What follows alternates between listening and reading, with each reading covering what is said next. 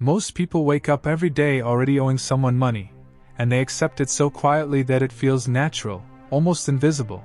But if you could step outside of time and ask your ancestors whether living in debt was normal, they would likely look at you with confusion or fear. Because for most of human history, owing money was not a lifestyle, it was a danger, a moral weight, sometimes even a crime. And the story of how debt became normal is not just an economic story but a deeply human one. Shaped by power, survival, and control, stretching back thousands of years to the first civilizations where debt was born alongside money itself, when early societies in Mesopotamia began recording loans on clay tablets, not to help people thrive but to manage agriculture, survival, and hierarchy. Because farmers borrowed seeds or tools hoping for a good harvest, and when crops failed, debt did not disappear, it hardened, turning free people into servants, families into collateral, and children into payment, which is why ancient rulers occasionally declared debt jubilees, wiping slates clean not out of kindness but because too much debt threatened social collapse, and even then, debt carried shame, danger, and fear, a sharp contrast to today where it's marketed as opportunity, freedom, and progress, and as empires grew, debt followed, embedding itself deeper into society. Because the Roman Empire perfected debt as a tool of expansion and control, allowing elites to lend money at interest, knowing full well that defaults meant land seizures, political leverage, and permanent inequality. And when Rome fell, debt did not disappear, it simply adapted, finding new life in medieval Europe where religion complicated it further, as Christianity condemned usury while quietly allowing debt to thrive under new disguises, creating a moral tension where owing money was seen as sinful yet unavoidable, pushing the poor deeper into dependency while the powerful rewrote the rules. And then something critical happened during the rise of global trade and capitalism, when debt stopped being seen only as a personal failure and started being reframed as a necessary engine of growth. Because merchants needed capital to fund voyages, kings needed loans to fight wars, and banks emerged not just as vaults of money but as factories of debt, turning promises into profit.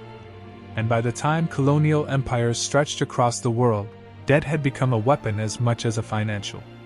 tool, used to trap entire regions into dependency, forcing colonies to borrow to build infrastructure that served imperial interests, then charging interest that ensured repayment would never truly end, a pattern that echoed long after independence, locking nations into cycles of borrowing that felt less like choice and more like inheritance. And yet for ordinary people,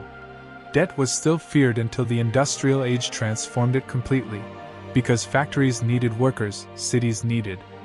consumers, and economies needed people to spend money they didn't yet have.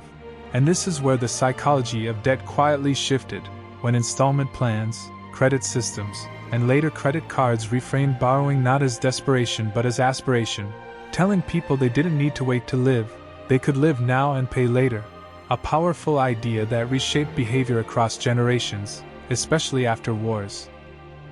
When governments themselves normalized massive borrowing, funding recovery and growth through national debt, quietly teaching citizens that debt was not only acceptable but patriotic. And once governments embraced it, corporations followed, and then households, until debt became woven into everyday life so tightly that avoiding it began to feel abnormal, even irresponsible. Because schools told students education was the path to freedom while pushing them into lifelong student loans, banks sold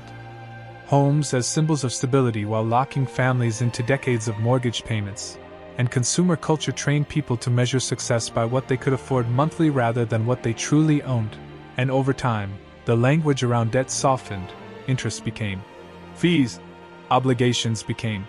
plans, and lifelong repayment schedules were branded as normal adulthood, masking the emotional weight beneath, the anxiety, the quiet fear of missing payments, the constant calculation, and the subtle power imbalance between lender and borrower. Because debt is never just about money, it's about time, control, and future choices shaping where people work, how long they stay, and what risks they can afford to take. And while modern systems claim debt empowers people, the reality is uneven, because those with wealth use debt strategically to multiply assets, while those without use it to survive, creating a gap where debt lifts some upward and presses others down. And this is not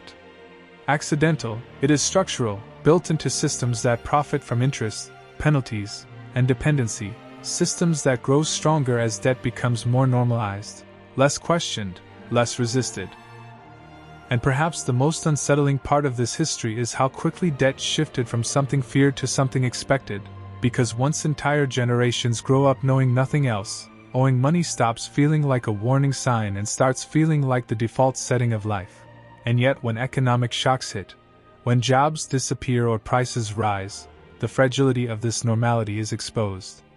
reminding us that debt has always been a double-edged sword, capable of building civilizations and destroying lives. And understanding how we arrived here is not about rejecting all borrowing or romanticizing the past, but about recognizing that debt was designed, shaped, and normalized through choices made by those in power, choices that continue to affect how people live, work, and dream today. And maybe the most important question is not why we owe so much, but why we stopped asking whether this way of living was ever meant to feel normal in the first place.